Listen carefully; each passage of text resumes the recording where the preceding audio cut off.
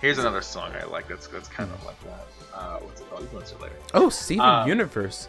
Have you seen that? I used to hate that show, but I actually like it now. Really? I used to be a guy like feelings don't matter, so I didn't like the show at all. But now I'm like, feelings are like one of the most important things of being human.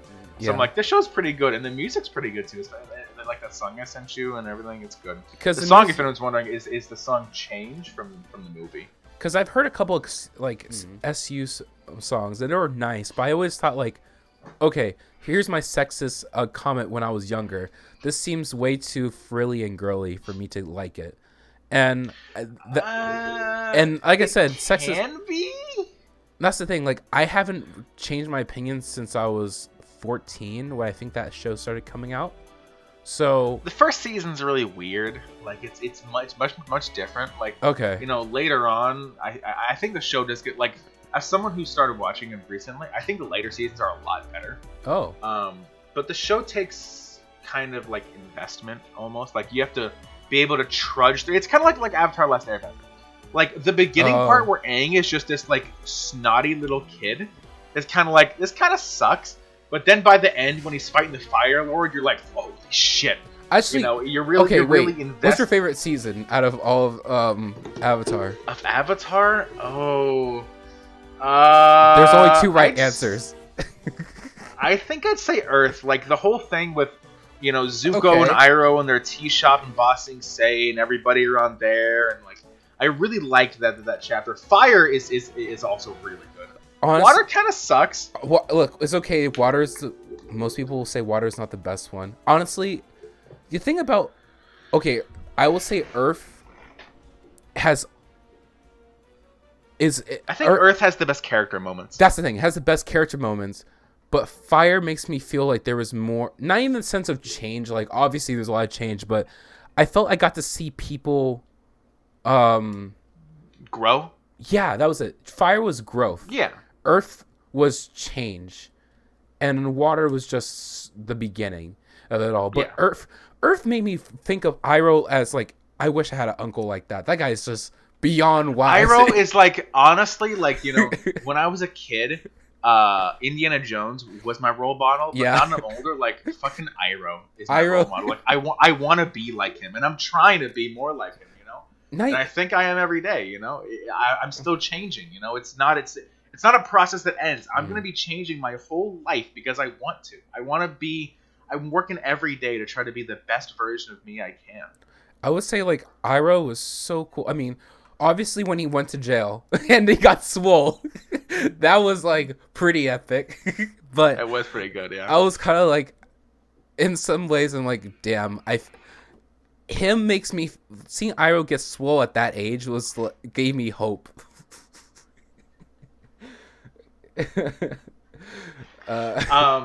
One thing I do love, but one second. One thing I do love, I'll be playing the music right now.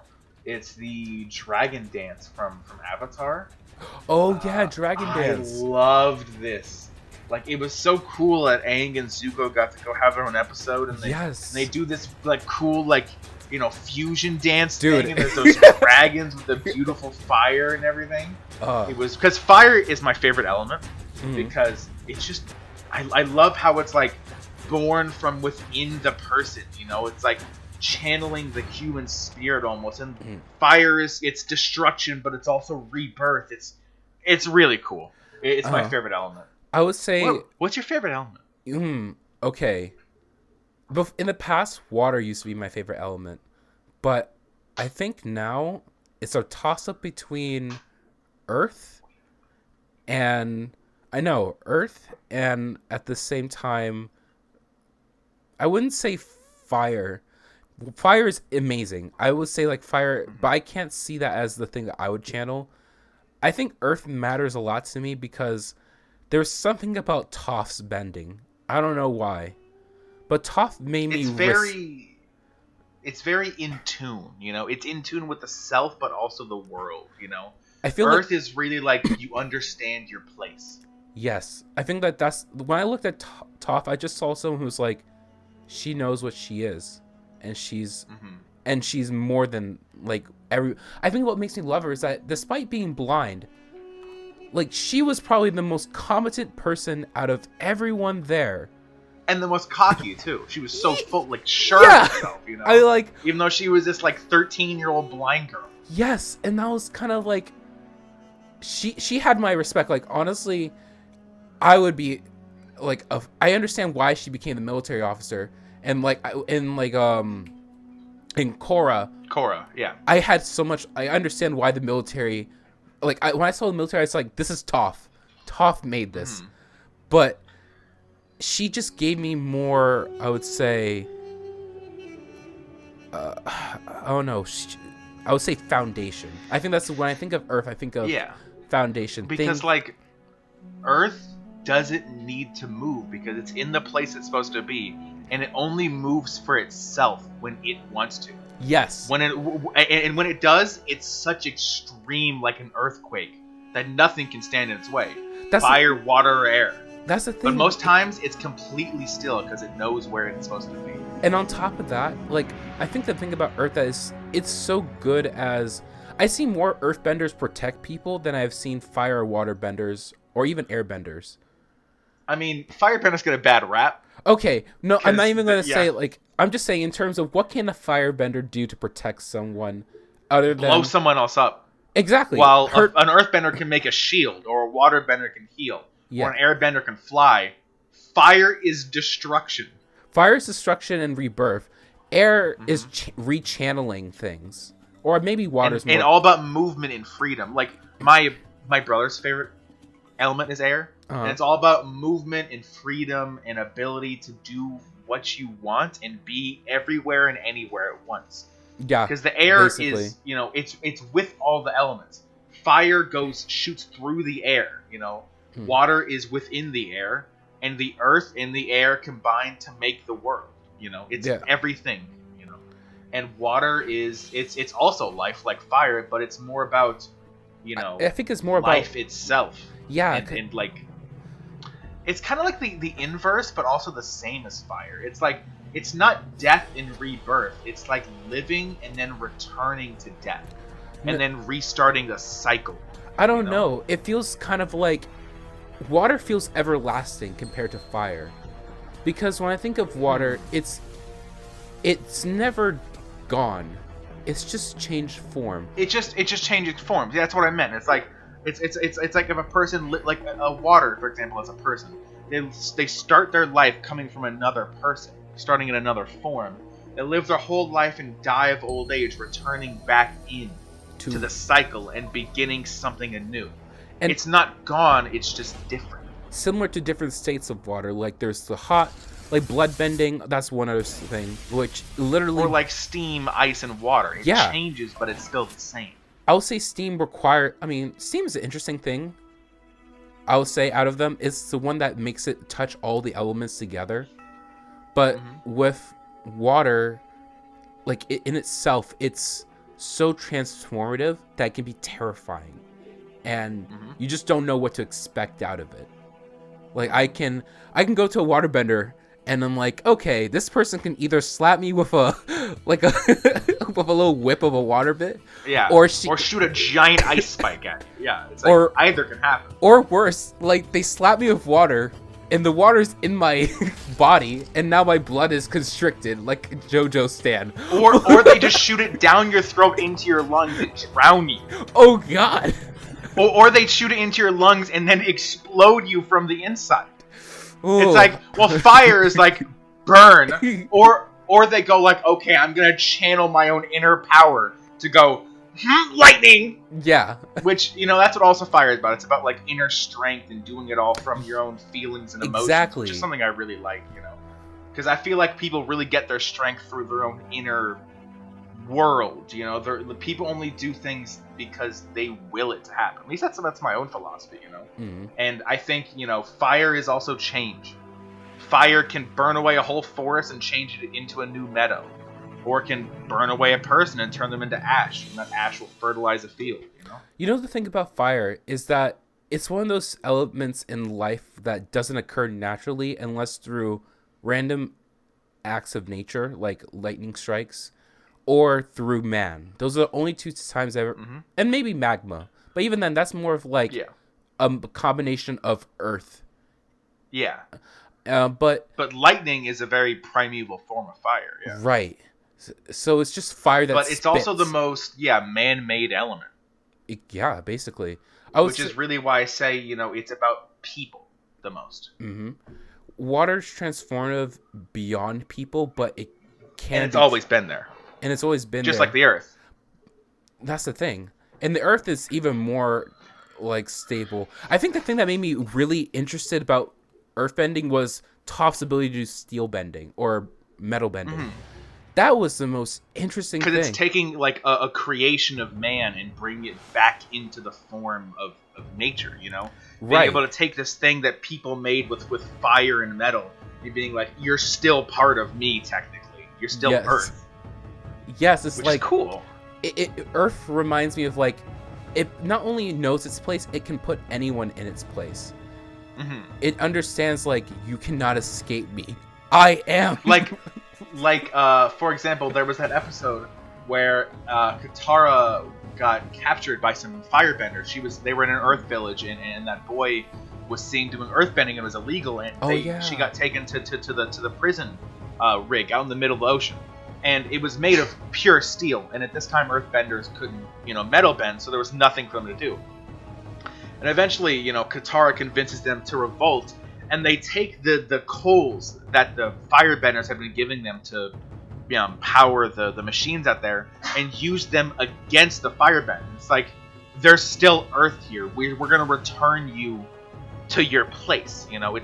There's always Earth, even out in the middle of the ocean. So, that made me thought of it. Yeah, honestly. That's why... Avatar's a great series. I love Avatar. That's why I have a poster of Aang over there. That's why I cosplay as Aang when I was younger. Definitely. Unfortunately, when you were going to the worst movie adaptation ever made. I probably need to see Ghost in the Shell with Angelina Jolie just to be sure, but I'm almost certain that M. Night Shyamalan made the worst one I've ever seen of a live action adaptation. Like, man. If that Ghost in the Shell remake at least follows the plot points 100%. Oh, it does? The anime. Oh, I don't know. I watched the first Ghost in the Shell like a few months ago, and I thought it was alright, so I didn't watch it anymore because like, it's okay. I'll watch it if I have nothing else to do. But like, if the Hollywood remake at least follows the plot, it'd be like, okay, this is decent. But the Avatar one was just, it's so bad they got Aang's name wrong. That's just Uncle Iroh. Uncle Iroh. That was Iroh. And like, oh god, because Avatar gave one thing I love about it is it gave time to characters. Like you got to see everybody. But in the movie, it's like, Sokka's just a fucking joke. It's like he doesn't matter. And it's like, I love him though. He's a great character. He was not even that. He was not even just comedic relief. He had like real character development. Shoot, remember his relationship with no, it's not Beifong. It's what's her name? She was part of the fangirls. You said Toph's last name. Yeah. Are you a Sokka Toph shipper? No, but I'll admit that Toph. Okay, I'll admit it. Like, fine, I'll admit it. Yeah, Toph and you mean the Toph and Sokka would have been Kyushu interesting, warrior? Okay? Huh? Chick for Sokka, the Kyushu warrior. The Kyushu warrior, yeah. Kyushu warrior, that's their name. The Kyushu warrior. Honestly, like, okay, I'll be honest. Toph Sokka. I know it wouldn't make any sense. But it's nice. But I kind of enjoyed that ship in some way. Just because... I don't know. But one thing I really loved about Sokka's character development is, like, early on he's really bad with military stuff. You even see when the firebenders show up. He throws a boomerang and it just gets slapped out of the way and he's instantly knocked out. Yeah. Well, later on, when they're storming the Fire Nation capital... his father gets injured. He gets like a ballista to the side, and he's like, I can't go on. And he takes his dad's helmet, puts on 2 bits of war paint, and is like, let's go. And he leads the whole army, and they take the fucking capital, and he's just there like, men to the left, blah, blah. It's like, oh my god, he's come so far. It's so... what's the other thing? Damn. The other thing about Sokka I liked is that he represented one thing, which is that everyone thought, like, I always thought, like, man, it'd be so great to be a bender. But Sokka reminded me, like, you didn't have to have magic powers, honestly, to be great. Yeah, he was instrumental. He was a great commander and grew as a person. Obviously, he had his quirks, but you know what? Like, coming from where he's been, like, how he lived his life and grew up, like, Katara was the odd one of the family for sure. He was trying to protect her and just, like, keep things together. And as he grew to be less cowardly and just understand the world more and other people, he just realized himself more. Oh my God, is Sokka the best character? Nah, he's good. I mean, he's pretty up there. I think my favorite character is probably Zuko, but I'm kind of biased because I really like firebenders, and also because it might sound edgy, but I kind of like related to him a lot as a kid. And, like, I rewatched the series a few months ago, and I'm like, man, I see so much of my past, like, edgy teenage self in him. But by the end of the series, it's like, wow, he's finally happy. And it's like, I feel that way now. My character arc's going on. Yeah. It's just like, honestly, I don't know. It's like seeing myself I mean, yeah, he's change, a bit edgy, but he was a bit edgy, but I did enjoy him. I don't know what happened. I think my camera. Yeah, for a second there, you were just staring dead into the camera like this, and I was like, "Yeah, holy fuck, he's really enjoying this talking point I'm talking about." And then you just cut, and I'm like, "Oh, okay, he was frozen." Yeah, Discord, I guess, just decided to give up. Yeah, they're just like, "Yeah, fuck you." But at least this is the reason why we have a recording on our end, so this wouldn't have to be a problem. Yeah, because I kept talking, you might have talked over me. We can change it. Whatever. We have other topics. Go watch Avatar. Go watch Avatar. It's good. Let's see. Trump. So you want to talk about Trump?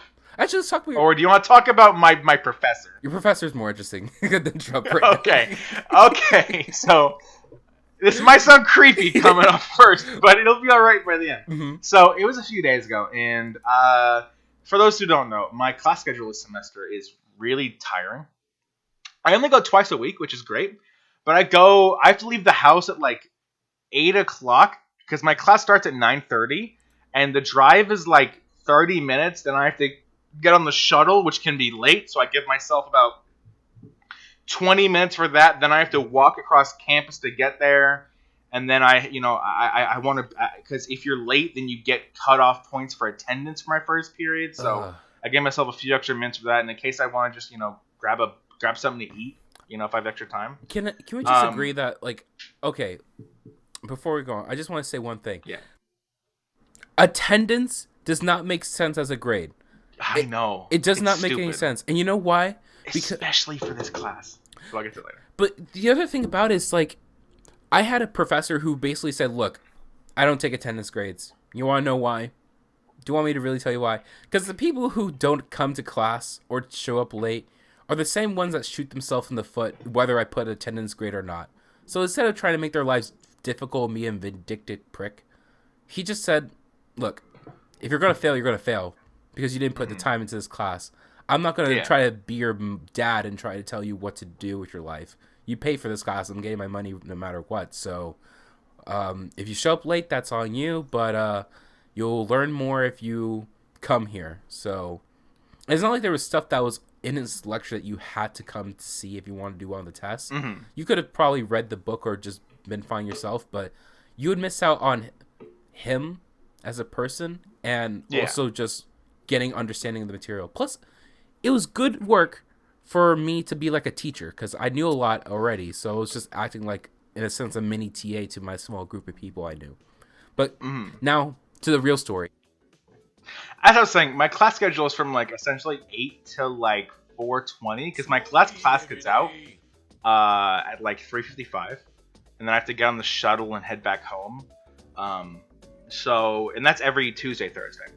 And every Tuesday, Thursday, I also have to wake up and take my little brother to school. So I have to wake up at like 6 every Tuesday, Thursday, 6 a.m. Jeez, and get up and get ready and take because he's in high school and that starts at 7:15.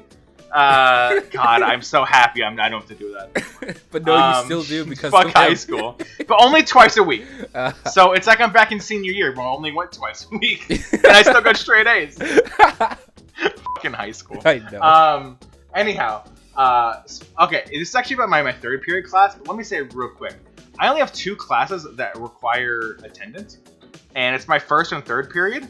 Third period, I understand, because he tests directly from the lecture, and if you don't show up, he doesn't put it online. So you're just like, f***ed if you don't show up. So it makes sense. First period does not, because all she does is go like, okay, class, here's the next assignment on Canvas. Here's how to do it. When it's like, go meet in a group and talk about your next like business proposal for an hour and a half. Jeez. And she's just making us watch 25-minute videos, but like, here's how to do the APA style for babies. And it's like, oh my god, you had to have done ENC 1101 and 1102 to get in this class. I know how to do APA. I know, man. It's like they're wasting your time. Ugh. I know, and it's how it feels. It's my first class that day, so it really gets me in that I'm fucking bored to death, which sucks.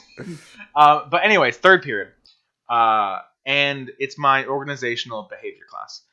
So we're talking about like corporate culture, and my teacher kind of went off on a weird rant against diversity, but then brought it back to being pro diversity at the end. He's a 50-year-old Jamaican guy, so it was a bit weird to say the least.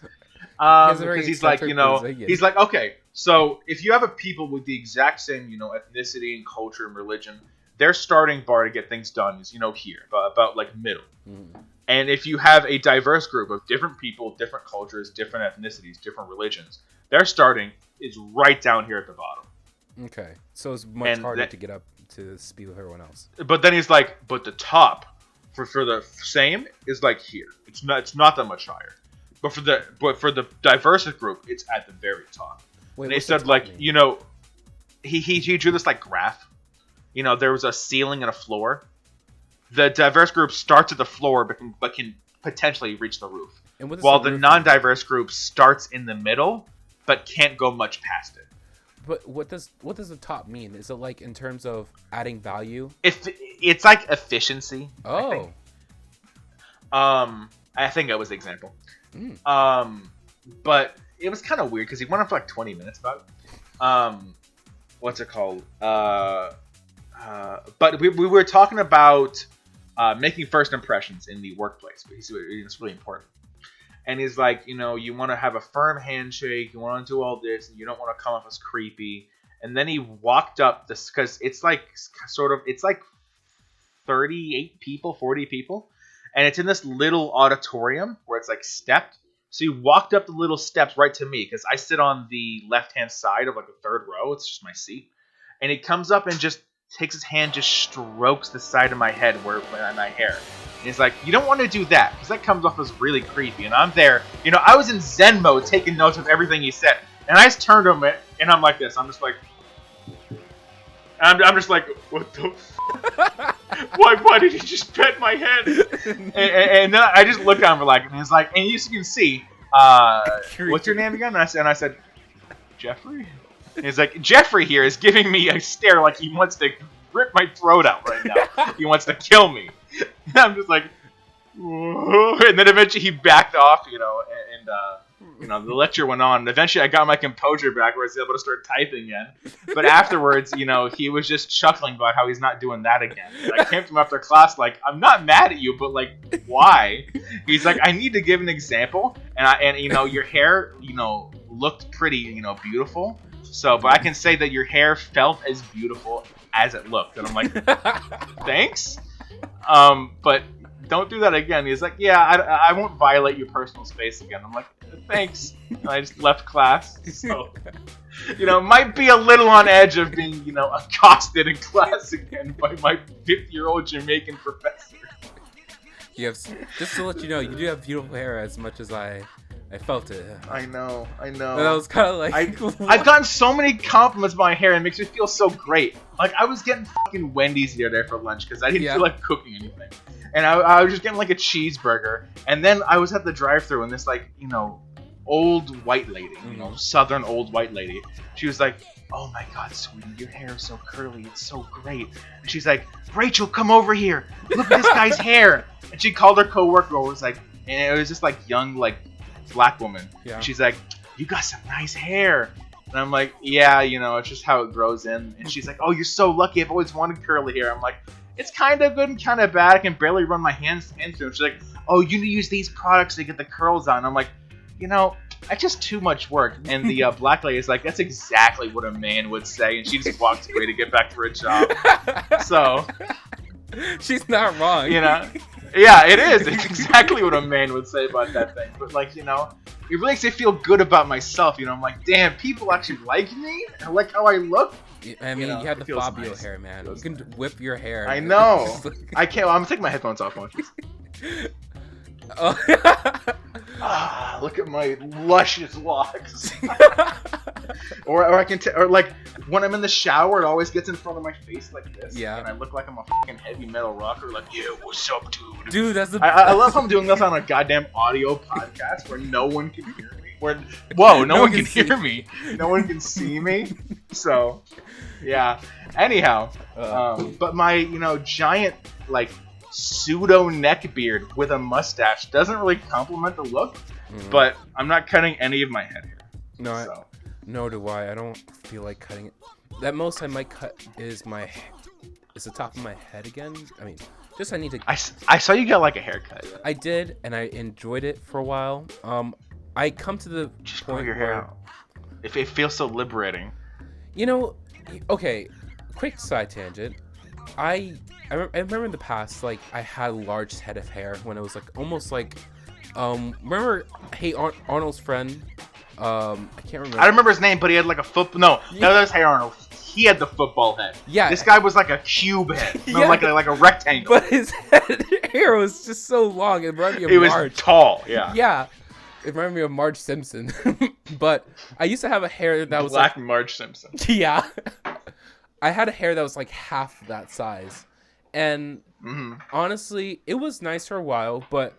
I think the problem about it now is that people don't take me seriously. And when I cut my hair, there's two things I enjoyed. One, I didn't have to do maintenance, really. Like, honestly, I felt at times that putting shampoo was overkill. Are you for real? Yeah. Because, like, your hair, okay, like, right now is I need shampoo. But when it was just barely you could see the curls on my head, I really just felt my scalp more. Like, at that point, it's like, maybe just a dab of conditioner would have done the trick. Because it was so easy. But did you, like, soap it up? Like, did you wash your head? I mean, yeah. I would just, like, have my normal body wash and just wash everywhere. And I would just put conditioner on. But sometimes I'm like, I can go, like, 2 days without shampoo, and then I'll be fine. Jeez. Which I know for you it's not the same thing because of your I mean, that's pretty hard for me. But, I mean...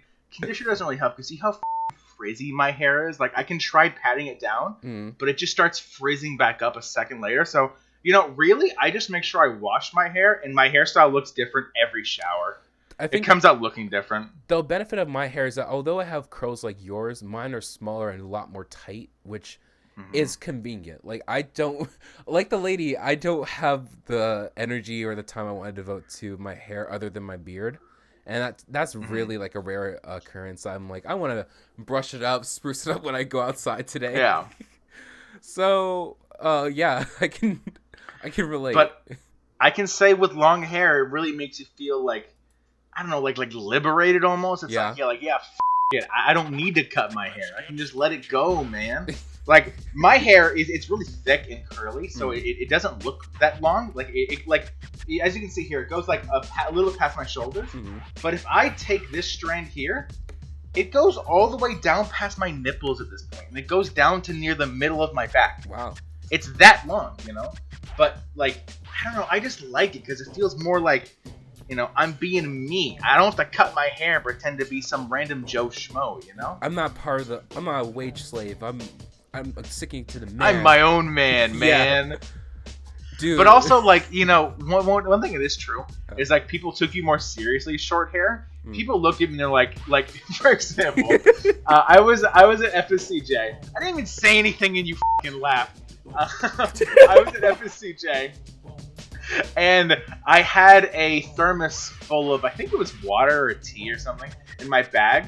And we were in labs of chemistry. And I put the bag down and it kind of slammed a little bit. Yeah. And this guy turned to me like, what do you got in the bag, man? There's like something plastic in there. And it's like, it's a thermos. What, do you think I have a gun or something? He's like, no, I thought you had like a canister of weed. And I'm like, do I look like the guy to have a canister of weed? And then I immediately went, oh yeah, I do. Because like he didn't even register me as a threat. He's like, that's the local, stoner over there. Yeah. When it's like, I don't drink, I don't smoke, I don't do any of that. I'm the opposite, You're the hashtag straight edge or something. Yeah. Dude, this is. I feel like this should be a funny trip. Like you just look. We put people in a lineup. Like I see you on like like, yeah, it's just like a test. You get some random like housewife, and you're just like you line up 5 guys, and they're just like me, you, 2 random people, and then the guy who actually smokes weed. Yeah, who's in like a polo shirt. Who just like really nice. I'm like okay, which one smokes weed?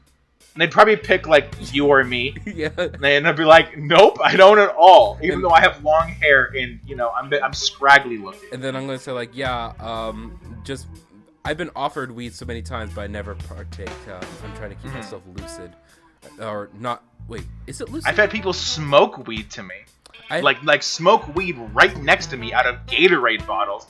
That's a story and a half. Gatorade? Okay. Okay. Side tangent. I gotta cover that. This was a wood, by the way. What's it called? So I think it was like sophomore year, senior. Yeah, no. It was junior year. Mm-hmm. Sorry, the years kind of blend together, except freshman year. That's a year of hell. That's distinctive. Junior year, it was lunch, and I had just wandered off and was sitting. The track. Like, if you're coming from the track and you turn left, that little side area by the pool, that big concrete, like, lot area. Oh, yeah, I know what you're talking about. It's yeah, and there's that, like, abandoned brick bathroom. Yes. I was sitting inside the front of that, like, right under the roof, but not inside the bathrooms. Okay. So I was sitting in there just listening to some music and just waiting out my lunch so I could head to class. And just trying to, be alone and enjoy music.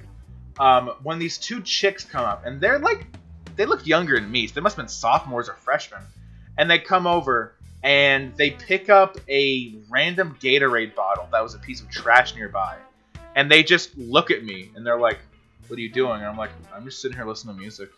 What do you want? And they're like, okay, we'll be gone in a minute. And they go in behind the little, brick barrier that's in front of the door, to hide it from the outside. And they just pull out a lighter and a bag of weed.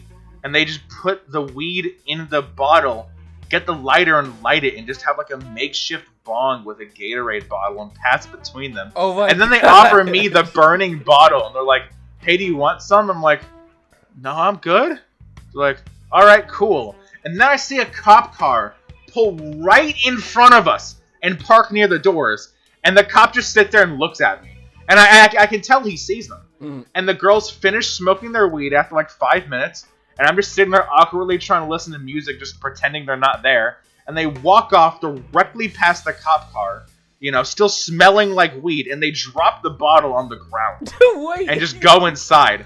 And the cop just looks at them, and I go up to the cop, and I'm like, you saw them, right? He's like, yep. So I'm like, are you doing anything? He's like, nope. Dude, and I'm like, okay, bye, my lunch period's ending. Okay, you told me the story before. That was a fucking ride. The thing you didn't tell me was that he parked right in front of them, and they dropped the bottle. That's the new thing. They dropped the bottle! That's the thing that I'm trying to, what? I can understand, they're hiding behind and the cops see them, but he doesn't, see them with directly line of sight. No, he saw. He saw it. He just didn't give a shit. The thing that's even more new is the fact that he used a Gatorade bottle like a bug. Bro. And it was like an old, dusty one, too. And Dude. they just... I don't know what they were planning to do. Just smoke it out of their hands if they didn't find one? I mean, I understand why, I guess. But the thing is, couldn't they invested better in themselves? I know. It's like if you're going to buy the weed, at least get something good to smoke it with. Or if you're going to get a Gatorade bottle, at least get a fresh one. So you, Yeah, not some crusty-ass one next to an abandoned bathroom. Yeah. It's just Soviet Russia. Dude. It's like, yes, comrade, we smoke out of old vodka bottles next to Chernobyl. Perfect place. Dude, that's so sad. It's not even a real like nice Gatorade bottle. That's just so pathetic. Yeah. I don't know what the happened to those girls, but I hope they're all right. I hope their lives are better than that dusty ass Gatorade bottle we left behind. I hope they've achieved to the point where they can get themselves a nice, well-used glass bottle. You know, or a nice pristine Gatorade bottle. You know, upgrade. Yeah. Hashtag gains. Actually, you know, that's even better. Get themselves like a nice Gatorade bottle for them. They drink the Gatorade with each other, and after they're done, they smoke the pot. Living the life on the porch. Yeah.